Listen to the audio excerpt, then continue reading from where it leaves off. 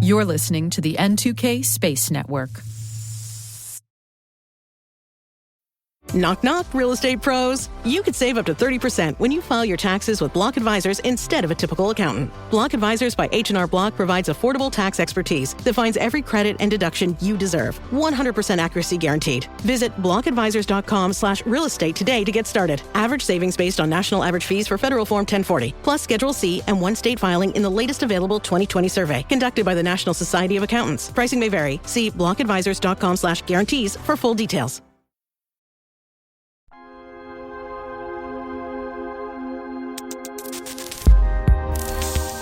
Welcome to T-Minus Deep Space.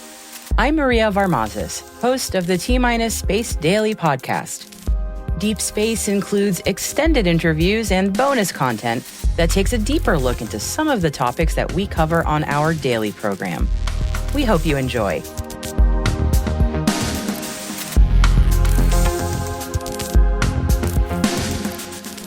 Space travel has changed so much in a short period of time. So who better to talk about the advancements of point-to-point space travel and share the experience of flying to the Kármán line than Dr. George Nield, former Associate Administrator for Commercial Space Transportation at the Federal Aviation Administration, Blue Origin Astronaut, and Head of the Global Spaceport Alliance. We start off by asking the question, when are we going to see point-to-point space travel? So, great question, and I think it's going to be a lot sooner than many people think. One of the differences is, unlike in the 1970s or 1980s when people might be advocating for governments to spend billions of dollars to develop systems that can replace the space shuttle or be a national aerospace plane and so forth, and then, wow, we can do some amazing things with that. Industry has gotten the vision. And they are already off raising funds, testing systems, doing design trades, and starting their manufacturing and ground testing of these kinds of systems. There's a half dozen companies in the U.S. alone that are focused on doing this. And so government is important, and they can make a huge difference, but it's really along the lines of deciding what laws, what policies, what regulations, what funding do they want to invest to allow this kind of activity to take place, as opposed to actually being in charge of developing a system. And there's a tremendous range of different kinds of vehicles that are being looked at. So it's presenting a lot of different opportunities. One extreme certainly is SpaceX with the Starship. That's being designed to colonize Mars and to take NASA astronauts down to the surface of the moon. Great. But that same vehicle is going to have the capability to take people from one point on the Earth to the opposite side of the planet in just an hour or two. And that is going to be a huge game changer, not only just in terms of how we travel, but also how we communicate, how we do business. I think it has the potential to really shrink the planet, if you will, in terms of allowing people not only to have face-to-face interaction, but to visit family and friends in other parts of the world and to get to know other countries, other people, other societies, other cultures, which has got to be a good thing the way the world is today. So a lot of opportunities there, but SpaceX is not the only one looking at this. There's a number of other companies that have concepts, some vertical takeoff and landing, some horizontal takeoff and landing with different levels of capability. A number of them are similar in size to a business jet, on the order of 20 people or so that could be carried, or the equivalent amount of packages or cargo. But they can fly at Mach 5 or Mach 10, 5 or 10 times the speed of sound, and really shrink the time that it takes to go from the US to Australia or Japan or to Europe. And I think that's just going to make a tremendous difference. The military is starting to get their arms around this type of a capability. They have a program called Rocket Cargo, where they're interacting with SpaceX and Blue Origin and Rocket Lab and some other companies to try to understand what could this mean and how could such a vehicle be helpful in terms of responding after a natural disaster or some kind of humanitarian crisis or actual or anticipated military actions such that you can immediately move large amounts of cargo or people to the other side of the planet. But I don't think this should be really just a military issue. This has huge potential for civil, commercial, and national security applications, which is why I would love to see other parts of the government and the administration and the Congress and the departments really starting to think about this and talk about this and having us begin discussions with our allies around the world in terms of how would something like this work? Because the time to start talking about this and to plan this is now, not after you've got a vehicle sitting on the runway ready to go. We know many companies are working on the technological side of this puzzle, so to speak. There's the technology, the materials, the propellant, all those things. Those are problems that in time will be solved or are being solved right now. We're talking about a lot of different countries coordinating on something that's, airspace gets really complicated when you start talking about something like this. I mean, how on earth does that work when you're talking about that kind of international coordination on a somewhat unknown quantity at this point? It's going to be a challenge, and it may turn out to be an even greater challenge than the technical aspects, which is sort of surprising. But certainly want to make sure that people know this is not military action, but it's going very high and very fast. And that presents some benefits too, because it might make it easier to coordinate in terms of other traffic if you're well above typical airline transportation. And of course, one big question mark has always been, well, what about sonic booms? Okay, we need to look at that. But if you're flying in a vehicle that is at 150,000 feet, you probably wouldn't even hear that on the ground. So this is not like a Concorde going a little bit faster. This is a completely different way of traveling. I know many people who will be early adopters of this are folks who are really enthusiastic about it. As it becomes more proliferated, there are going to be safety questions. There are going to be people who are going to be just nervous about doing point-to-point transportation in suborbital space. So what are your thoughts on that? What are your thoughts on proving the safety or making sure that maybe there's a PR campaign around safety on this kind of thing? In the United States today, we handle space transportation very differently than we do aviation. And so, whereas we certify aircraft, we license the operations for space transportation. And if you want to fly on top of one of these rockets, then you actually have to be briefed in terms of what are all of the hazards, the risks, what could go wrong. You could be injured, you could even die. Are you still interested in going on the flight? If so, you need to sign this piece of paper and go. It's called an informed consent regime, similar to what you go through with a major medical operation. So that's a completely different situation. And although other countries, at least initially, were somewhat skeptical of that approach, they wanted to insist, no, these have to be exactly as safe as an airplane before we're going to allow anybody to try it. Interestingly, it turns out that allowing people to experience some risks like this enable us to learn tremendous amount and accelerates the development process, as long as we're ensuring that the uninvolved public, the folks who are not riding on the rocket on the ground, those folks are kept safe. So public safety is number one for sure, but recognize for those who are actually going to take part in these space flights, at least for now, those are done with some amount of risk that you need to accept. So that presents some interesting challenges and opportunities for things like point-to-point transportation. It may turn out that a lot of people who are perfectly comfortable flying on an aircraft are not going to want to try some of these advanced things right away.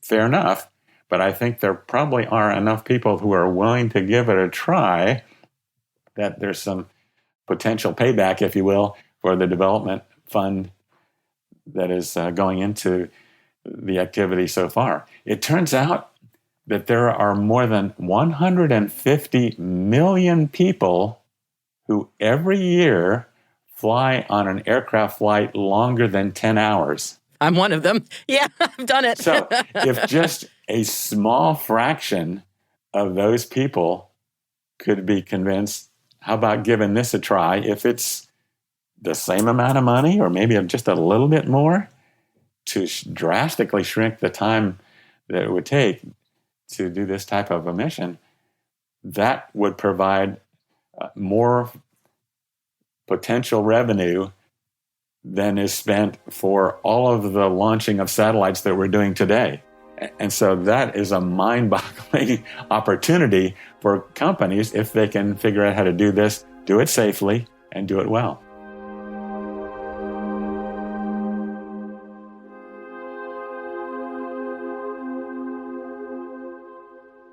We'll be right back after this quick break. Knock, knock, real estate pros. You could save up to 30% when you file your taxes with Block Advisors instead of a typical accountant. Block Advisors by H&R Block provides affordable tax expertise that finds every credit and deduction you deserve. 100% accuracy guaranteed. Visit blockadvisors.com/real estate today to get started. Average savings based on national average fees for Federal Form 1040, plus Schedule C and one state filing in the latest available 2020 survey conducted by the National Society of Accountants. Pricing may vary. See blockadvisors.com/guarantees for full details. Introducing Wondersuite from Bluehost.com. Website creation is hard. Was hard, but not anymore thanks to Wondersuite from Bluehost. Answer a few questions about your business and goals, and the Wondersuite tools will automatically create your website or store. From there, you can customize your design, colors, and content, and we automatically help you get found in search engines like Google and Bing. From step-by-step guidance to suggested plugins, Bluehost makes WordPress wonderful for everyone. Go to bluehost.com/Wondersuite.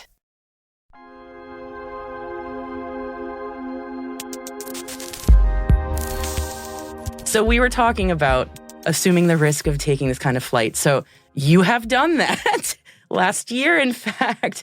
So you flew on the Blue Origin New Shepard. And I know you've talked a lot about this, but could you indulge me a little bit?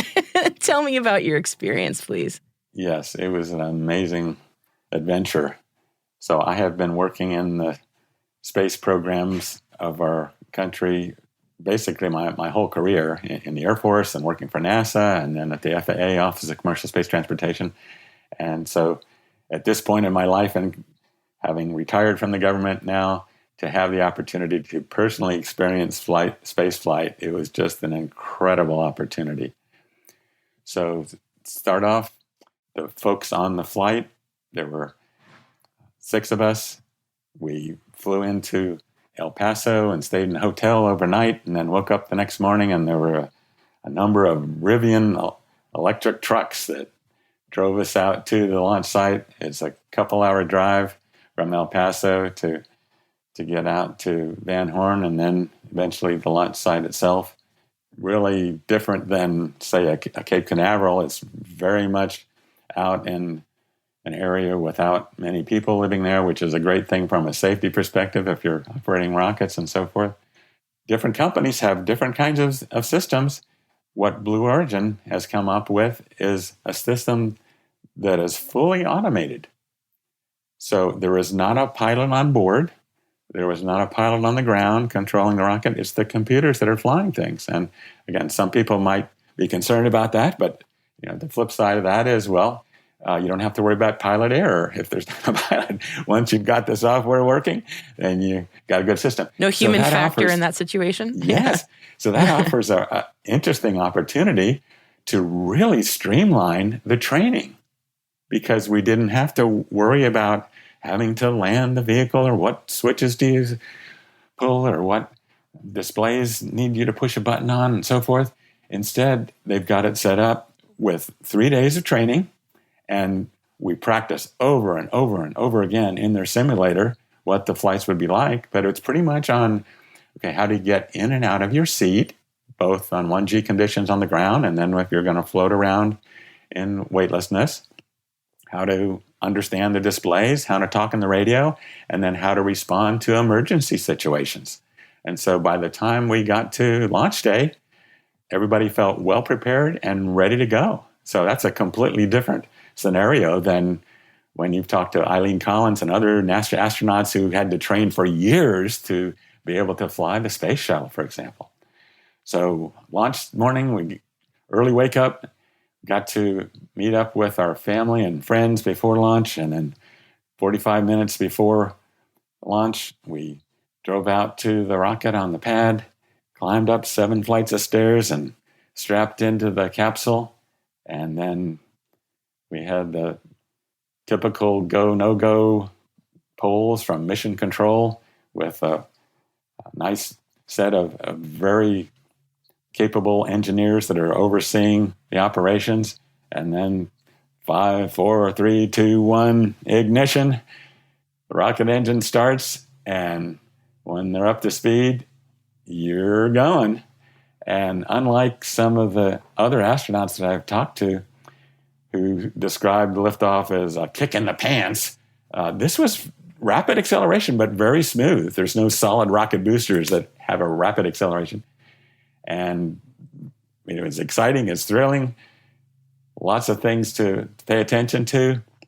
About a minute after that, you go through the maximum dynamic pressure, or max Q, a little over 2 minutes, main engine cut off, and then a few seconds after that, bang, the capsule separates from the booster, and then we're allowed to unstrap our harnesses and float around.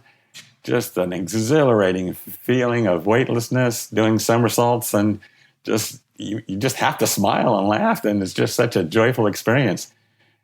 But the highlight of the flight by far was the view.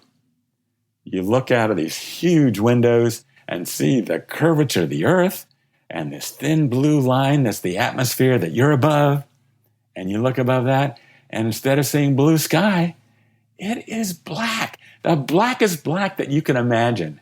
And that whole picture is the most beautiful thing that I have ever experienced in my life. I just get goosebumps telling people about it. It was just incredible. Pictures and videos do not do it justice. So about 3 minutes of weightlessness, then it was time to strap back into your seats and start descending back into the atmosphere. And once again, you're pushed back into your seat. And the parachutes come out, and a nice smooth descent, and then touchdown. And the whole thing lasted only about 10 minutes, but it was just an incredible experience. The ground support team drove out within just a few minutes, opened up the hatch, and were able to greet our families. And just a remarkable adventure, just an incredible experience. I got goosebumps listening to that. That's absolutely incredible. Thank you for sharing that. So just a comment about people asking, so what are you going to do now? Oh my goodness. It was such an amazing experience, and one that only 650 people in the whole world have ever had the opportunity to go through. Yeah. We have to figure out how to allow more people to have this experience. So that means more companies, more rockets, more spacecraft, more spaceports. We have to figure out how to make these flights safer, more reliable, and lower cost, so that more people can have this life-changing experience. You described the view that you saw, and that sounds like you had the overview effect, as they say, that cognitive shift. Once you see that beautiful thin line of our atmosphere that protects us of the harmful radiation from space. I mean, what shifted for you when you came back to Earth? Were there any changes that you noticed within after you returned? So again, some people would even question, is it possible to have the overview effect after only 10 minutes and so, but it certainly is a life-changing experience, at least for me. And you realize how huge, how vast, how beautiful the universe is, how small each of us is, and what a special place to live the Earth is. And yes, we have to do all we can to take care of it. It really puts things in perspective. Don't worry about some things that you might worry about beforehand. And it's just an incredible experience, and an experience that I hope many more people can have in the future.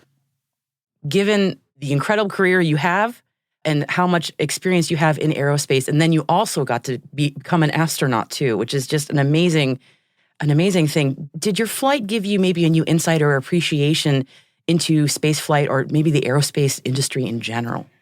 Yes, I think one huge opportunity that those of us in aerospace have is to try to do a better job of talking about space and its importance and the experience to the rest of the public.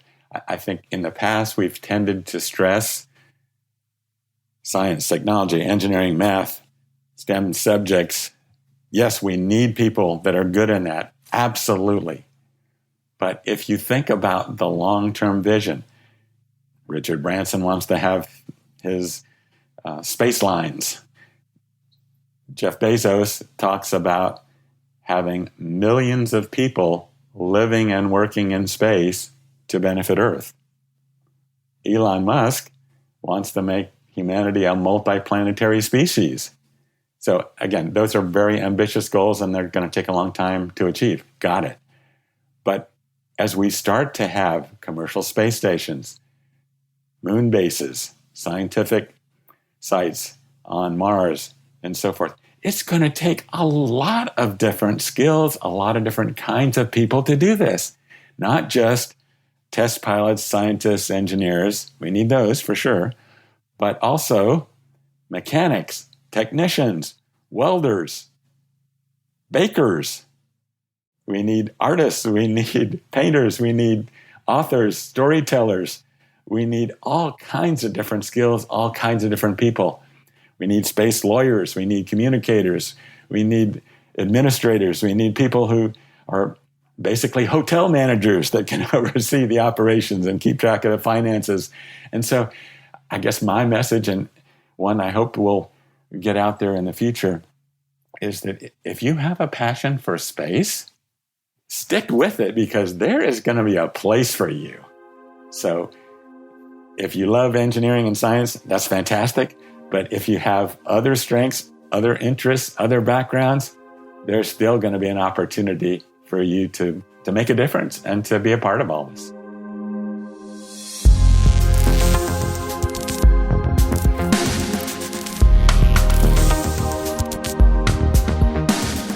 And that's it for T-Minus Deep Space for June 17th, 2023. We'd love to know what you think of our podcast. You can email us at space@n2k.com or submit the survey in the show notes. Your feedback ensures that we deliver the information that keeps you a step ahead in the rapidly changing space industry. This episode was produced by Alice Carruth, mixing by Elliot Peltzman and Trey Hester, with original music and sound design by Elliot Peltzman. Our executive producer is Brandon Karpf. Our chief intelligence officer is Eric Tillman. And I'm Maria Varmazes. Thanks for listening.